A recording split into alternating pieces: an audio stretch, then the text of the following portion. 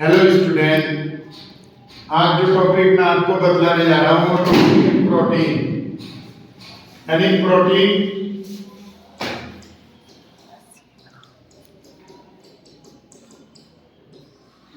ये इतना important topic है कि ये टॉपिक आपके जो इंटर के एग्जाम है उस एग्जाम में प्रोटीन जो है बहुत ही इम्पोर्टेंट टॉपिक होता है।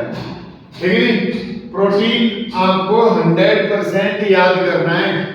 तो मैं आपको ये बताऊंगा कि इसके अंदर क्या क्या चीज होती है जो जो आपको याद करनी है। तो प्रोटीन जो होते हैं ये कार्बन, हाइड्रोजन, नाइट्रोजन, ऑक्सीजन से मिलकर बने होते हैं और इनमें अल्प मात्रा में यानी थोड़ी सी मात्रा में सल्फर और फास्फोरस भी होते हैं। तो इस प्रोटीन को क्या प्रोटीन में क्या चीज है क्या नहीं है, तो मनुष्य के शरीर के लिए या जीव जगत में सबसे इंपॉर्टेंट जो जरूरी है वो शरीर के लिए वो प्रोटीन है। तो प्रोटीन का क्वेश्चन आपका बहुत ही इंपॉर्टेंट क्वेश्चन होता है और अक्सर ये क्वेश्चन आता है। ठीक है नहीं? तो प्रोटीन जो होता है शरीर के प्रत्येक भाग में, जो हमारी बॉडी होती है, शरीर जो होता है, ठीक है नहीं, उसके प्रत्येक भाग में प्रोटीन होती है। तो शरीर के प्रत्येक भाग में प्रोटीन पाई जाती है। ठीक है नहीं? अब हम ये बताते हैं ये शरीर के लिए बहुत ही आवश्यक होती है, शरीर के लिए आवश्यक होती है।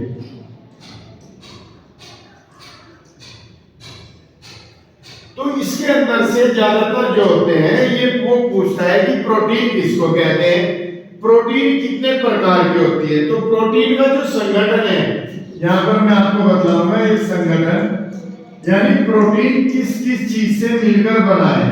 तो अभी मैंने आपको बतलाया था कि प्रोटीन जो है वो कार्बन, हाइड्रोजन, नाइट्रोजन, ऑक्सीजन और अल्प मात्रा में फास्फोरस और सल्फर भी होता है। तो कार्बन इसके अंदर कितने परसेंट होता है, तो 50 से 53% इसके अंदर कार्बन होता है। हाइड्रोजन कितने परसेंट होता है, 6 से 7% हाइड्रोजन होता है, 6 से 7% इसके अंदर हाइड्रोजन होता है। नाइट्रोजन कितना होता है, 23 से 25% नाइट्रोजन होता है, 23 से 25% इसके अंदर नाइट्रोजन होता है।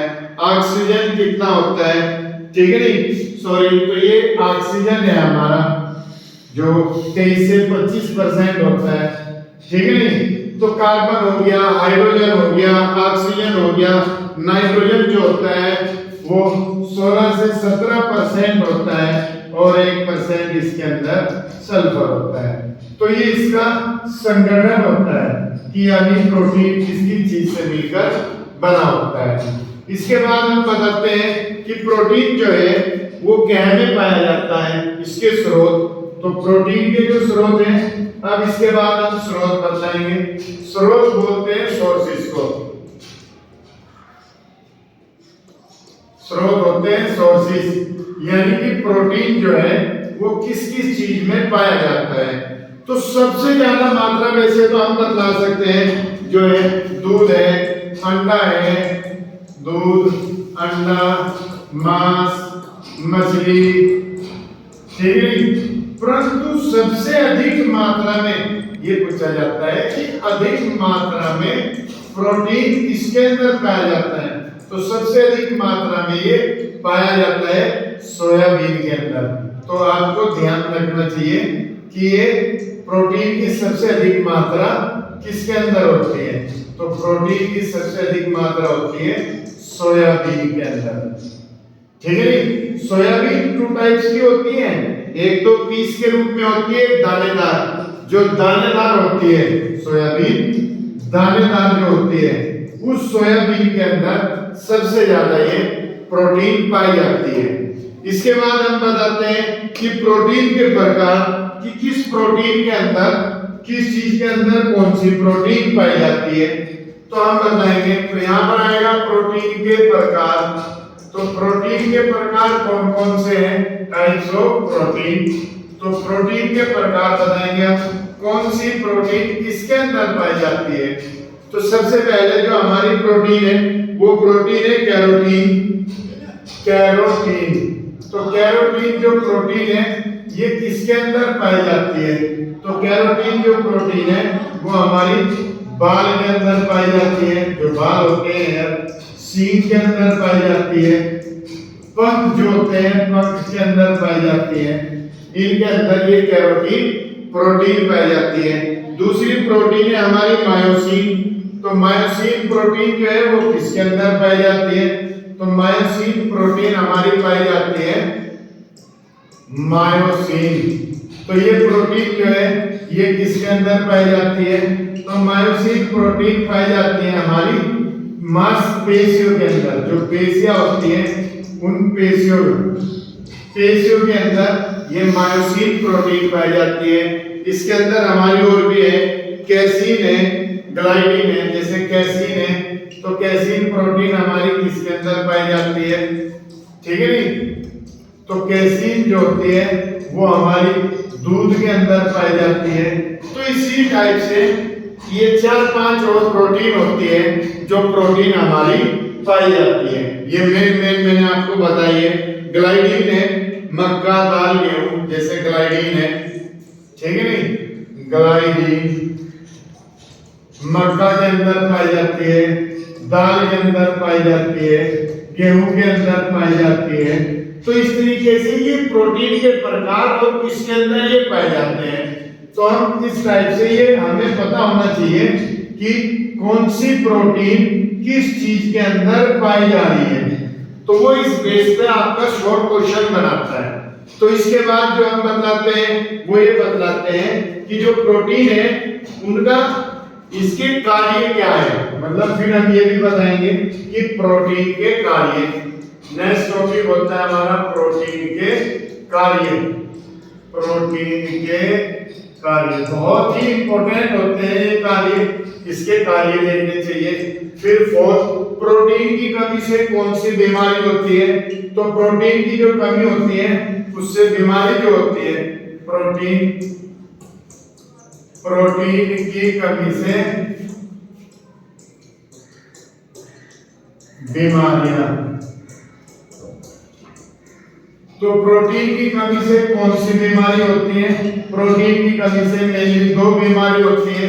एक होती है क्वाशरकोर बीमारी होती है, दूसरी मैरिस्मस होती है, मैरिस्मस। ये 2 बीमारी होती है इन प्रोटीन की कमी से, ठीक है। इसी टाइप से प्रोटीन के प्रकार हैं। जो 5th टॉपिक है हमारा वो है प्रोटीन के प्रकार। प्रोटीन के प्रकार।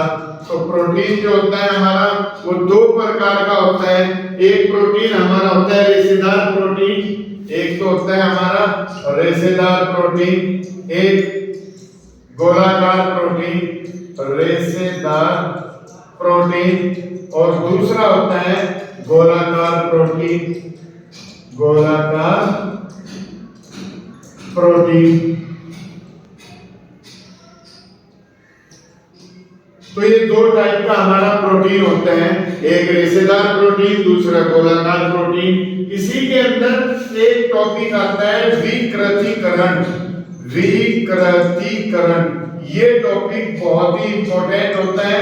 इस टॉपिक को भी आपको बहुत ध्यान से अच्छी तरीके से पढ़ना है। और हमारी जो संरचना है प्रोटीन की, एक प्राथमिक संरचना होती है, एक द्वितीयक। लास्ट जो टॉपिक हमारा आता है प्रोटीन की संरचना। प्रोटीन की संरचना। तो प्रोटीन की संरचना में जो होता है इसकी 2 टाइप्स की संरचना होती है। एक संरचना होती है इसकी प्राथमिक, एक द्वितीयक। एक संरचना होती है इसकी प्राथमिक संरचना, प्राथमिक संरचना, और एक होती है द्वितीयक संरचना, द्वितीयक संरचना। तो ये प्राथमिक संरचना और जो द्वितीयक संरचना है, इसमें जो द्वितीयक संरचना है इसको 2 डिग्री संरचना भी बोलते हैं। तो ये क्योंकि ये दो प्रकार की होती है। एक अल्फा हेलिक्स संरचना होती है, इसको बोलते हैं अल्फा हेलिक्स संरचना, अल्फा हेलिक्स संरचना।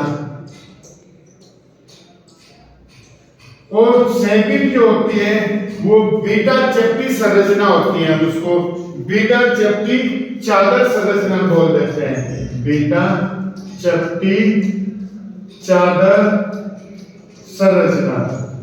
लो क्वेश्चन में अगर क्वेश्चन बनने आता है तो इनमें ये जो सेकेंडरी द्वितीयक संरचना है, इसकी अल्फा हेलिक्स संरचना और बीटा चपटी चादर संरचना, ये सबसे इंपॉर्टेंट होती है।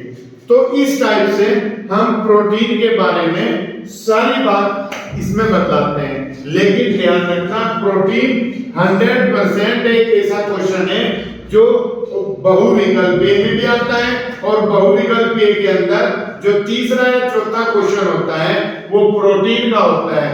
तो हमें इस प्रोटीन को बहुत ही ध्यान से और बहुत ही अच्छी तरीके से पढ़ना है। Thank you.